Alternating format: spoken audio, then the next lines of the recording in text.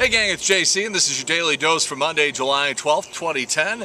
A cooperative venture with Mind Active in beautiful downtown Brentwood. We have archives at the top of the page. We have Dave Murray's weather forecast.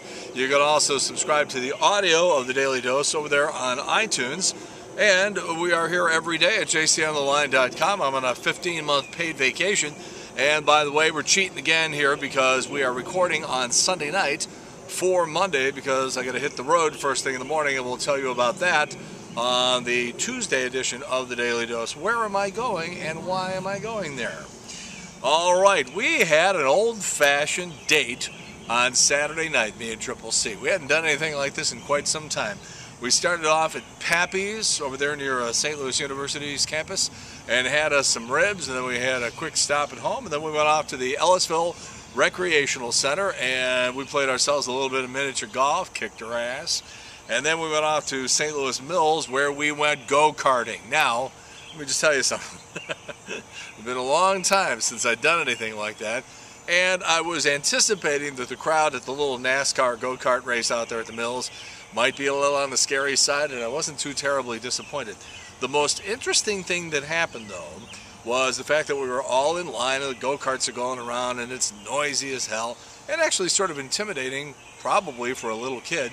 And a little blonde girl, couldn't have been more than about 8 years old, gets in the line behind us. And she has no mother or father with her, no brothers and sisters, no nothing, just this little 8-year-old kid. And it sort of dawns on me, you know, I'm not sure that this kid's in the right place. I think that this might be a little too much for an 8-year-old. I mean, I was watching guys, young boys out there on the track, you know, bumping and cutting each other off and spinning out and all that sort of stuff, and something just didn't seem right to me. So I sort of leaned over and I asked her a couple questions where her mom was, and I could see her mom sort of waving over there, and we were just sort of talking. I was trying to get to know her and just sort of figure out what in the world she was doing out there by herself. Well, now I see her mother sort of waving for her, come back, come back, come back. And I don't know if that's because this strange man was talking to her, or because maybe mom realized, hey, wait a minute, this is too much. Maybe there's like a little mini track for little kids or something like that. And at one point I said, see, your mother is waving to you. I think she wants you to go back there. And so this little 8-year-old girl, this little blonde girl, cute as can be, just looks up at me and says, can you help me get out of the line? Because, I mean, everybody was crowding and sort of a little pushing and everything. And I said, sure. So I helped her get out of the line and get back to her mother. Now, Triple C subsequently tells me that I was doing a bad thing by talking to a little 8-year-old girl, that, you know, maybe I shouldn't have been doing that because people flip out. And I've had that experience like in Target and Walgreens stores and stuff like that, where I'll see a mom with a little girl or something like that, and I will just get into a little conversation, and a lot of times, especially if people don't recognize me, I get this look like, stay away from my kid. This is just heartbreaking to think that we had a situation where this little 8-year-old girl might have been in a little distress, under a little duress, and that an adult was sort of trying to look out for her well-being, but that maybe it wasn't going to be interpreted that way by people who are involved. I don't know what to do anymore. I don't know what to do about stuff like this. I don't have any answers. But we did go-karting, and I kicked Triple C's ass again, so there. All right, Bob Shepard, the long time, and we say long time, yeah, was it? I think it was 56 years. The man was 99 years old, the voice, the public address voice at Yankee Stadium. Guy's 99 years old, been doing it for almost 6 decades. And now, I tried calling you, man, and I couldn't get a hold of him, but I would be hard-pressed to imagine anybody who's been doing the public address stuff at a Major League ballpark for longer than the U-Man. But we're going to find out if he now holds the record for PA announcers at Major League ballparks. Speaking of the Cardinals, here we are at the All-Star break. What are we going to do? It just seems like we are repeating this peculiar scenario, and here's how it goes. We beat all the bad teams during the regular season. We don't do so well against the good teams during the regular season, but we play well enough to get into the playoffs where we face all of those really good teams again. We don't hit, and they beat the snot out of us. And I just don't know if that's a great business model, if that's a great plan. We have major problems at shortstop. Brendan Ryan's not hitting, and his fielding has suffered. And now you got Tyler Green in there. I'm afraid not. Tyler seems like a great ball player, but not at shortstop. We have relief pitching issues, obviously. I think we have problems with fundamentals on this team. You have guys throwing to the wrong base, throwing behind runners, just not backing each other up and doing stupid stuff. There are rumors that have started to fly around here that maybe there's some sort of problem in the clubhouse, that maybe there's some sort of issue going on in the Cardinal clubhouse that is the cause of their substandard play. Let me just tell you something. I haven't heard anything like that, but I'm going to start asking questions and find out if there's something going on that maybe people are just sort of whispering about that's not sort of out there yet. But I can tell you I haven't heard anything that would substantiate that. All right, we started talking about this on Friday, and yes, this is like one of those weird stories. People who didn't smile in photos as kids, and I think we've all seen like family photos, and it's like, oh, let's see when you were a little kid. And the kid's just standing there like this, and everybody else is smiling. Well, if you were that little kid who didn't smile in kid photos, apparently, according to this new study, you are 500% more likely to get divorced when you become an adult. Also, if you're a woman who got married before you were 18, you have almost a 50% chance that you're going to be divorced by the time you're 28. If you are in a relationship and you are disagreeing about the number of kids you want, you are twice as likely to end up in a divorce.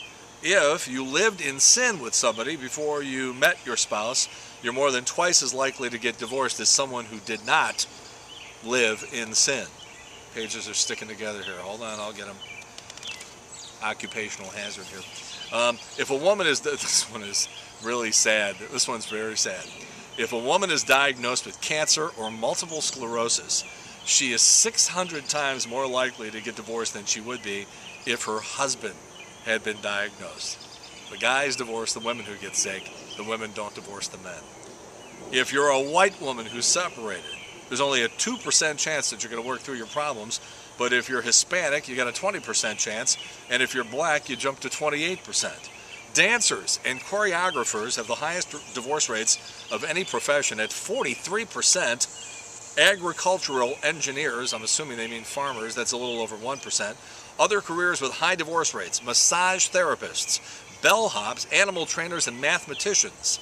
A woman serving actively in the military, 250 times more likely to end up a divorced person than a man serving in the military.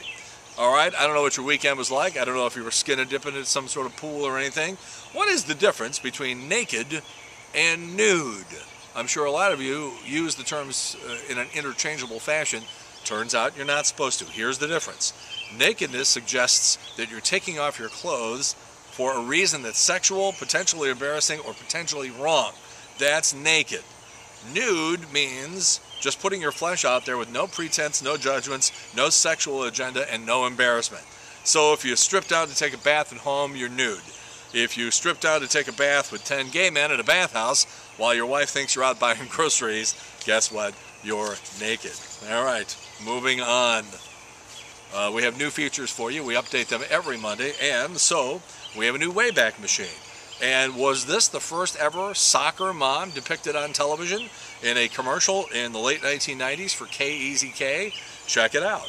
Also, JC's Video Village with the All-Star Game this week. We're going to go back to 1997 for a piece I did on KMOV News, where the Cardinals are depicted or represented in movies down through the years. You're going to be astonished how many times the St. Louis Cardinals baseball uniform, birds on the bat, or logo has been depicted in movies. And yes, we include Al Raboski in The Slugger's Wife, even though that was a Cardinal but not a Cardinal jersey.